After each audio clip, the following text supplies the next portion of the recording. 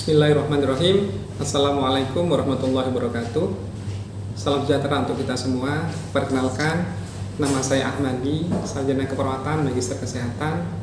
Saya merupakan salah satu dosen di Prodi Keperawatan Universitas Nahdlatul Ulama Al-Mu'affa Sampang. Pada kesempatan yang berbahagia ini, saya akan menjelaskan salah satu mata kuliah yang saya ampu, yaitu mata kuliah promosi kesehatan. Sebagai seorang dosen, saya telah menerapkan Tridharma perguruan tinggi, salah satunya adalah di bidang pengajaran. Sistem pengajaran yang saya terapkan menggunakan sistem DIE. DIE merupakan singkatan dari Delivery, Interaction, dan Assessment. Delivery berkaitan dengan cara saya menyampaikan materi yang saya berikan kepada mahasiswa supaya bisa diterima dengan baik oleh mereka. Sedangkan Interaction ini merupakan cara saya melakukan interaksi dengan mahasiswa pada saat proses pembelajaran berlangsung. Dan assessment ini merupakan proses mengukur kemampuan mahasiswa secara objektif terhadap pemenuhan tugas dan capaian pembelajaran lulusan. Sebelum masuk ke penjelasan sistem pengajaran, saya akan menjelaskan mengenai mata kuliah yang saya bawa. Mata kuliah yang saya ampu adalah mata kuliah promosi kesehatan, memiliki bobot SKS sebanyak 2, terbagi menjadi 1 SKS teori dan 1 SKS praktek. Berdasarkan bidang ilmu, mata kuliah promosi kesehatan ini termasuk kelompok mata kuliah humaniora. Mata kuliah ini bertujuan untuk memberikan pemahaman kepada mahasiswa mengenai konsep, prinsip, teknik promosi kesehatan yang meliputi strategi, perencanaan, pelaksanaan, dan monitoring serta evaluasi promosi kesehatan. Mata kuliah ini dilaksanakan untuk mengembangkan kemampuan mahasiswa sesuai dengan profil lulusan, yaitu sebagai prediklian atau edukator. Artinya, sebagai perawat, nantinya diharapkan mahasiswa ini mampu memberikan pendidikan kesehatan sebagai upaya promotif dan preventif pada kesehatan individu, keluarga, dan kelompok, khususnya di tatanan klinik serta di tatanan komunitas. Selanjutnya, saya akan menjelaskan aspek delivery yang berkaitan dengan mata kuliah yang saya bawa. Saya mulai dari menjelaskan capaian pembelajaran lulusan dari mata kuliah promosi kesehatan. Capaian pembelajaran lulusan dari mata kuliah promosi kesehatan ini terdiri dari 4. Yang pertama adalah mahasiswa mampu memahami ilmu keperawatan untuk melakukan asuhan keperawatan secara profesional dengan pendekatan proses keperawatan. Yang kedua, mampu melakukan komunikasi terapeutik dan menguasai keterampilan dasar dalam bidang keperawatan untuk melakukan asuhan keperawatan kepada klien melalui kerja tim. Yang ketiga, mampu memberikan pendidikan kesehatan dalam asuhan keperawatan dengan mengembangkan keterampilan komunikasi dan memanfaatkan informasi ilmiah. Yang keempat, mampu memberikan asuhan keperawatan pada individu, keluarga, kelompok, dan masyarakat dengan mengutamakan keselamatan klien dan mutu pelayanan berdasarkan perkembangan ilmu dan teknologi keperawatan untuk meningkatkan kualitas asuhan keperawatan dengan memperhatikan prinsip caring sesuai kode etik profesi. Kemudian, dari capaian lulusan ini, saya turunkan lagi menjadi 6 capaian pembelajaran mata kuliah, di mana 6 capaian pembelajaran mata kuliah ini terdiri atas 1. Mahasiswa mampu menjelaskan konsep dasar promosi kesehatan. Yang kedua, mahasiswa mampu mendemonstrasikan 5 strategi pendekatan promosi kesehatan. Yang ketiga, mahasiswa mampu memahami, memonitoring, dan mengevaluasi promosi kesehatan. Yang keempat, mahasiswa mampu mendesain perencanaan promosi kesehatan. Yang kelima, mampu menjelaskan perilaku hidup bersih dan sehat.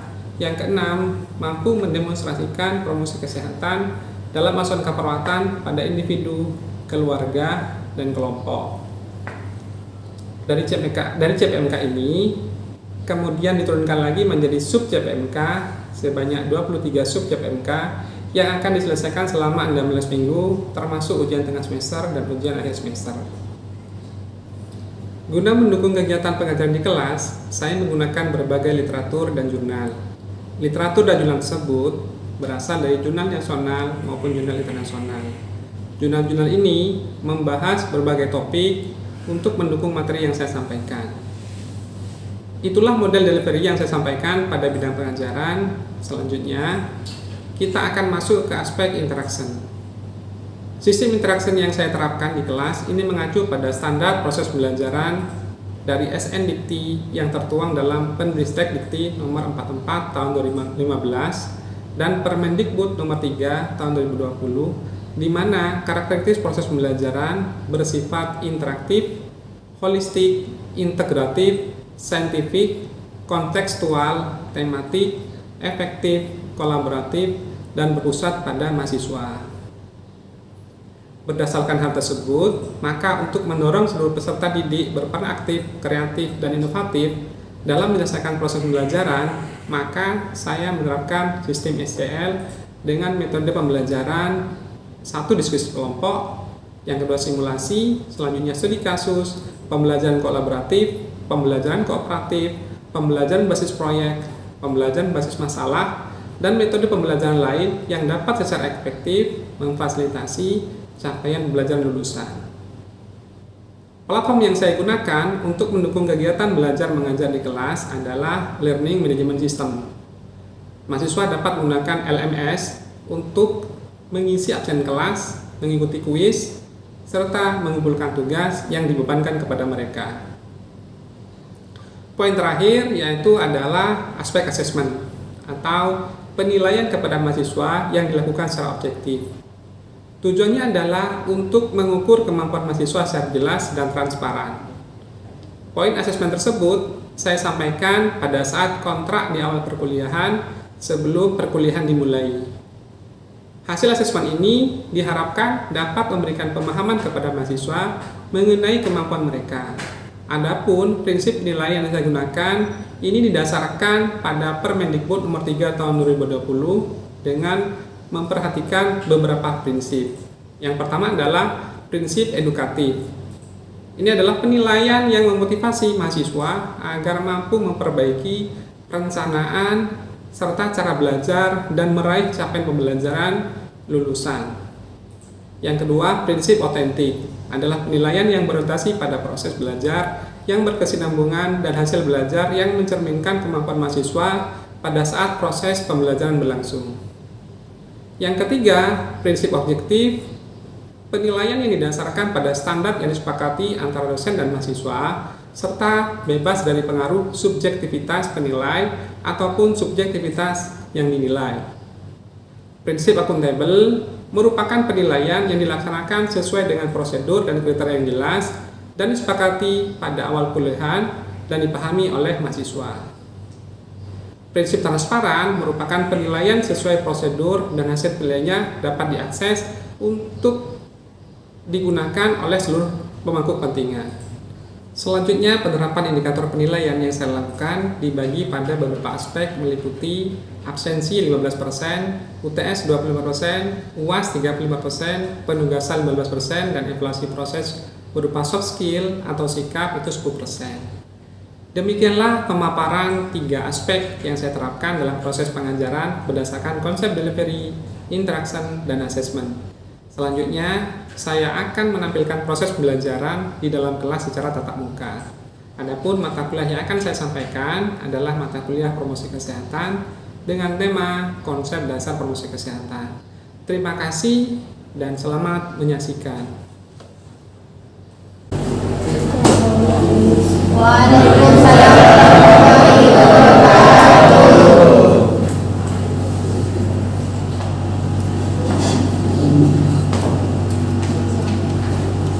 Ini sudah dekat ya? Sudah.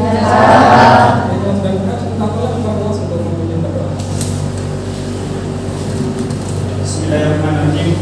Sebelum perkuliahan ini dimulai, marilah kita berdoa bersama-sama. Berdoa dimulai. Bismillahirrahmanirrahim.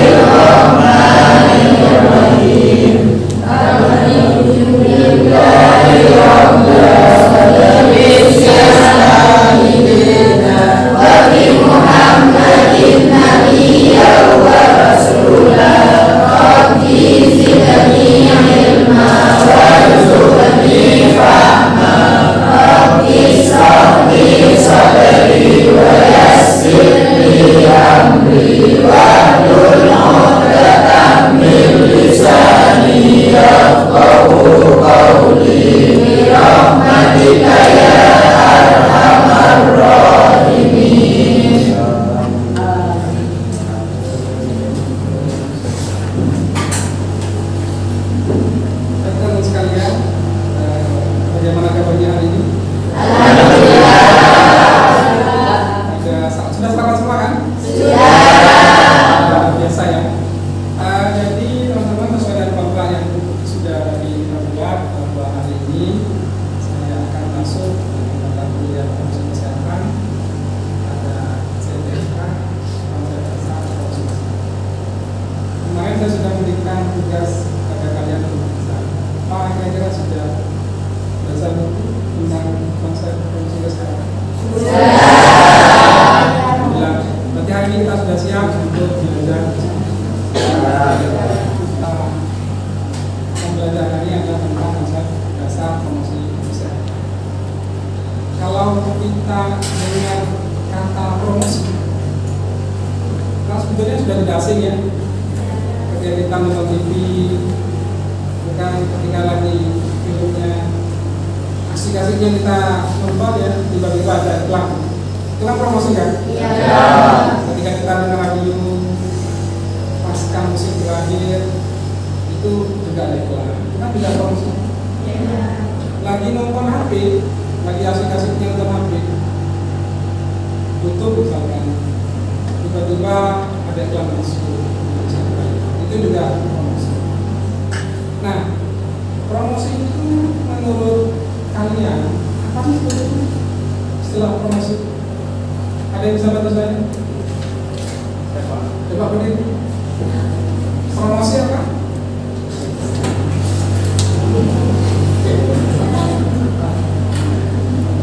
Promosi adalah cara untuk menekankan penjualan produk atau jasa yang biasanya dilakukan melalui iklan atau pemotongan harga. Ya, jawaban yang sangat bagus sekali dari saya.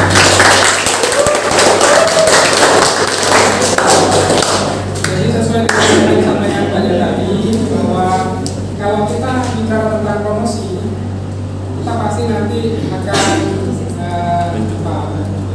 sering mendengar tentang adanya penjualan atau sales.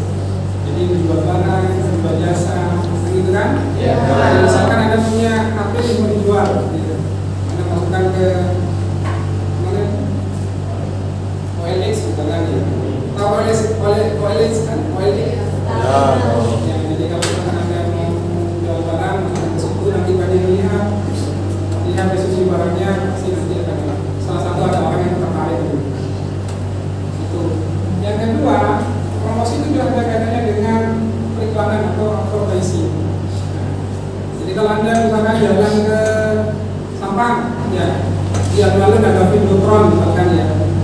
Di situ Anda lihat buka lowongan, itu kan juga promosi. Promosi secara umum, ya, itu adalah cara untuk meningkatkan penjualan produk atau jasa yang biasanya dilakukan melalui iklan atau pemotongan harga. Itu kalau promosi secara umum. Nah sekarang pertanyaannya, kalau promosi kesehatan itu kira-kira apa? Ada yang bisa bantu saya? Ya silakan. Promosi kesehatan itu adalah salah satu bentuk upaya kesehatan dan merupakan revitalisasi dari pendidikan kesehatan. Ya, bagus sekali ya. Jadi kalau kita bicara tentang promosi kesehatan, itu sebetulnya ya, kita bisa lihat dari dua definisi ini. Pertama adalah bahwa promosi kesehatan atau health promotion itu merupakan salah satu bentuk upaya kesehatan. Ya. Namanya salah satu bentuk, berarti ada yang lain. Kan? Kira-kira ada yang tahu nggak? Salah satu upaya kesehatan yang lain itu apa? Apa kira-kira? Ya ada promotif, promosi kesehatan itu tadi. Yang kedua ada preventif, pencegahan, ada kuratif, pengobatan, ya. Yang terakhir ada rehabilitatif. Kemudian promosi kesehatan ini kalau Anda baca di sini adalah merupakan bentuk revitalisasi dari pendidikan kesehatan. Jadi yang perlu teman-teman ketahui semua bahwa dulunya ya sebelum tahun 1984 ya kita tuh belum kenal istilah promosi kesehatan ini. Ya, yang kita kenal adalah pendidikan kesehatan. Gitu ya. Terus kemudian ada pertanyaan, apa Pak yang membedakan antara keduanya? Gitu ya. Kalau pendidikan kesehatan, tujuan utamanya fokusnya adalah pada perubahan perilaku, gitu ya, teman-teman sekalian. Nah, kalau promosi kesehatan, selain fokusnya pada perubahan perilaku, ini juga fokus pada lingkungan yang mempengaruhi terhadap perubahan perilaku tersebut, gitu ya. Tadi Mas Mustaqim sudah menjelaskan, lingkungannya itu bisa banyak hal, gitu ya. Ya, bisa lingkungan fisik. Contohnya apa lingkungan fisik? Demografi misalkan ya. Ini kan lingkungan fisik kan? Kayak gitu. Ya, lingkungan kita itu juga itu ada lingkungan fisik. Tapi tidak ada lingkungan fisik. Contohnya apa yang lingkungan fisik? Anda mungkin kenal mitos ya. Di Madura kita kan masih kenal mitos. Ya. Jadi kalau misalkan ada orang sakit, kan gitu ya, tidak sembuh-sembuh, itu dianggap karena santet, kan gitu kan? Ya. Bisa dibilang bisa juga salah, kan gitu kan? Menurut mereka santet itu bisa saja terjadi. Tetapi kalau dari segi medis kan bisa ditarik. Kemudian faktor sosial ekonomi juga penting ya, karena terkadang faktor ekonomi punya peran sangat krusial dalam perilaku kesehatan seseorang. Seperti itu. Banyak masyarakat kita yang ketika masuk rumah sakit kemudian perlu pengobatan lanjutan, itu masih harus membicarakan dengan keluarga besarnya. Karena dikatakan dengan ekonomi kan. Dan menurut Fit Health itu menjelaskan bahwa health promotion is a program are designed to bring about changes within people, organization, communities, and then environment. Jadi promosi kesehatan ini menurut Fit Health ini merupakan program yang didesain. Itu ya teman-teman sekalian. Namanya didesain, ya kita harus melihat sesuai dengan kondisi pada pasien. Misalkan ada individu yang terkena DM. Kalau DM kan? Ya. Sedikit manis, yang dikeras. Kemudian kita mau memberikan promosi kesehatan kepada yang bersangkutan. Nah, kan kita harus mendesain supaya apa? Yang bersangkutan ini menerima informasi tersebut, paham, kemudian melakukannya. Tidak serta-merta kita misalkan datang, Pak, Bapak sedikit manis, nggak boleh makan ini, nggak boleh makan itu, tanpa memberikan alasannya kenapa. Orang kan tidak akan menerima kan gitu kan. Ya, jadi kita harus mendesain seperti itu, mendesain bagaimana program itu bisa diterima oleh individu tersebut atau oleh masyarakat yang ada di situ, kemudian dilaksanakan, kemudian nanti bisa kita lihat bagaimana. Ya, seperti itu.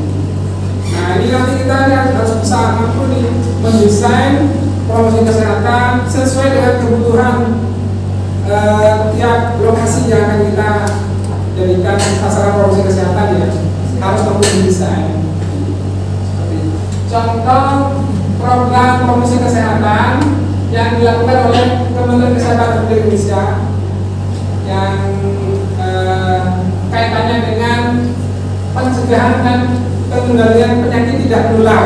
Ya, jadi Anda harus tahu nih, ada PTM penyakit tidak menular, ada penyakit menular kan gitu kan. Ya. Kalau dulu yang lebih banyak itu adalah penyakit menular seperti TBC, HIV gitu kan. Ya. Sekarang itu kebalik kondisinya. Yang lebih banyak adalah penyakit yang tidak menular seperti itu. Hipertensi itu kan banyak kan? Iya. Tensi manis banyak kan? Iya. Nah, sekarang kita harus tahu kira-kira apa saja program pemerintah yang ada kaitannya dengan pencegahan penyakit tidak menular. Ya, salah satunya ini cerdik ini. Ada yang tahu cerdik? Pernah dengar cerdik? Tahu. Tahu? Ya. Bisa jelaskan Pak? Saya Pak. Ya, silakan. Cerdik itu C-nya cek kesehatan secara rutin, E-nya itu menyangkan asap rokok, R-nya itu rajin aktivitas, D-nya itu diet seimbang, I-nya itu istirahat cukup, dan K-nya itu kelola stres. Ya, bagus. Ya, luar biasa ya. Jadi berarti sudah pernah terpapar, paling tidak pernah membaca apa itu certifikat. Sekarang ada lagi nih, ya contoh program pemerintah yang kaitannya dengan penyakit menular. Ya, yang ada istilah TOS, pernah dengar TOS? TOS itu apa? Ada yang bisa bantu saya? Ya, silakan. Temukan TBC, obati segera. Ya, temukan TBC, obati segera. Itu juga program pemerintah.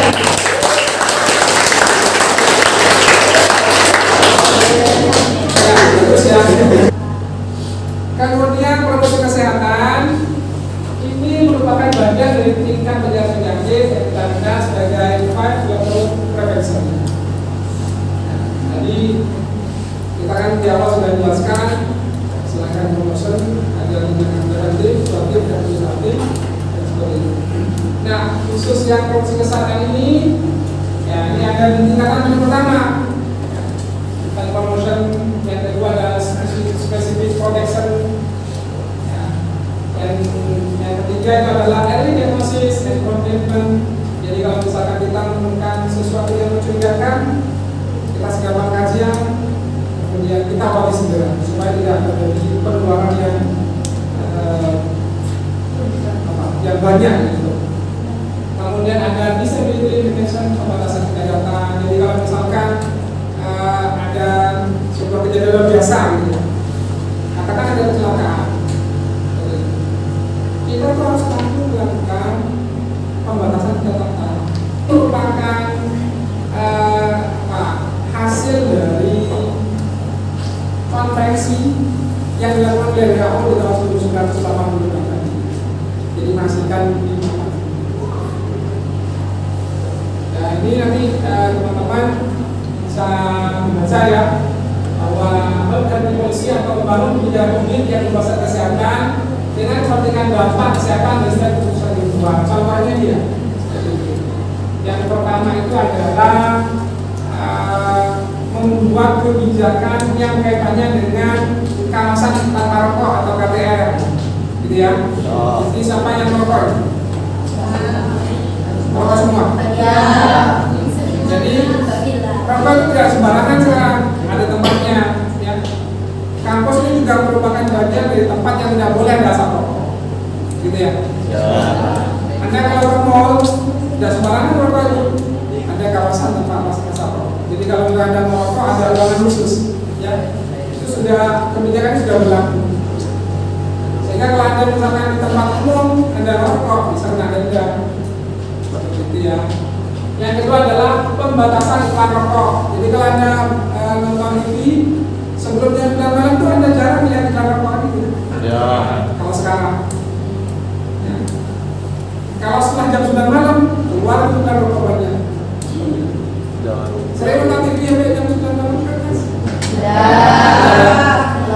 Sama aja sudah tidur. Yang berikutnya adalah seperti referendum. Ini adalah penciptaan lingkungan yang mendukung. Dan ini merupakan peranannya sangat besar ya untuk seorang yang memperoleh kesehatan seseorang. Contohnya apa sih? Contohnya adalah penyediaan pojok laktasi. Ya, Anda kalau misalkan ini karena semuanya kan menjadi ibu kan ya. Biasanya kalau sudah sekolah S2 itu banyak teman ibu-ibu itu. Kadang sekolah bawa bayinya, kan berlari bayinya karena bernikah. Itu kalau menyusui ke pojok laktasi. Kampus kita juga punya pojok laktasi. Yang berikutnya adalah memperkuat gerakan masyarakat promosi kesehatan. Contohnya apa? Ada yayasan yang bergerak di bidang lembaga konsumen kesehatan. Ada juga posyandu. Jadi kalau kita sekarang tuh punya kenal ya posyandu lansia, posyandu balita. Teman-teman sekalian, melalui lembaga promosi kesehatan itu ada ini ya. Ada develop personal skill atau mengembangkan keterampilan individu yang merupakan upaya agar masyarakat mampu membuat keputusan yang efektif tentang kesehatan. Jadi kalau misalkan masyarakat itu sudah paham apa yang kita sampaikan, yang beran paham apa yang kita sampaikan, ketika mereka mendapatkan masalah di bidang kesehatan, mereka itu lebih sigap, gitu kan, dalam mengambil keputusan. Kemana saya ini kalau punya masalah kesehatan dulu, gitu kan? Masalah puskesmas kan, rumah sakit kan, atau kemana? Tidak kembali ke dasar yang dulu seperti itu. Yang melakukan konsultasi bidang kesehatan, tapi kepada orang yang tidak paham tentang kesehatan. Yang terakhir adalah reorientasi health service atau mata kembali arah utama pelayanan kesehatan kepada upaya preventif dan promotif, tanpa mengesampingkan upaya proaktif dan rehabilitatif. Dalam hal ini paradigma yang harus kita rubah. Dulu ketika kita ke rumah sakit, itu kan ketika kita sakit kan. Sekarang sudah harus dibalik. Sebelum sakit, kita supaya kita bisa ke rumah sakit. Ya, dan itu sudah difasilitasi oleh BPJS. Baca sudah daftar BPJS. Ini semua itu BPJS pakai. Bosan enggak? Jadi BPJS itu setiap tahun ada program. Karena saya dapat surat. Nah, jadi Bapak Ibu yang mau memeriksakan diri untuk menurut kesehatan, silakan ke Vaskes utama, Vaskes pertama. Jadi Anda bisa cek kolesterol, asam urat dan semacamnya, itu gratis. Itu program dari BPJS dan hanya berlaku tiap tahun, bukan tiap bulan ya, atau malah tiap hari. Jadi hanya dimanfaatkan bagi mereka yang punya BPJS. Kalau nggak punya jangan, karena tidak tercover di sini. Baik teman sekalian, ini di akhir sesi bahwa di health promotion ini prinsip seperti ini ya. Yang pertama itu adalah bahwa promosi kesehatan itu tujuannya adalah behavioral change atau merubah perilaku, gitu ya. Jadi perubahan perilaku itu ada 3 yang bisa kita laksanakan. Yang pertama, perubahan perilaku dari yang negatif ke positif. Artinya perilaku yang tidak baik menjadi baik, gitu kan? Yang kedua, mempertahankan perilaku yang sudah baik, kan gitu kan? Yang ketiga, meningkatkan perilaku yang baik. Jadi 3 hal ini bisa kita laksanakan pada saat kita melakukan perubahan pada perilaku atau behavioral change. Kemudian yang kedua adalah social change, supaya lebih baik. Yang ketiga adalah physical change atau perubahan fisik. Dan berikutnya adalah empowerment atau pemberdayaan masyarakat. Ini penting nih pemberdayaan masyarakat. Karena kita itu kan prinsipnya proses kesehatan itu dari, oleh, untuk masyarakat, kan itu kan. Jadi harus kita kembalikan lagi masyarakat ini. Ada community participation, jadi partisipasi dari komunitas yang ada di masyarakat kita. Kemudian yang terakhir adalah building partnership and alliance. Jadi kita itu harus punya kerjasama dengan siapa? Dengan penyandang dana. Contoh penyandang dana siapa? Perusahaan besar. Ya kalau di Madura kan ada Santos ya. Nah, Santos itu punya program namanya CSR. Ya. Nah, dana CSR itu ada pada tiap perusahaan besar. Nah, ini bisa kita manfaatkan untuk apa? Untuk membangun fasilitas kesehatan di lingkungan kita. Jadi saya rasa itu teman-teman sekalian yang mungkin bisa saya jelaskan di pertemuan pertama kita ini tentang konsultasi kesehatan. Semoga bisa memberikan gambaran yang utuh tentang apa itu promosi kesehatan dan tugas kita itu apa sebetulnya dalam bidang promosi kesehatan. Dan nanti ketika sudah jadi perawat, kita bisa memanfaatkan tugas Anda ini untuk kemanfaatan masyarakat yang ada. Ya. Saya rasa saya tidak mungkin ada pertanyaan. Tidak ada ya. Alhamdulillah sudah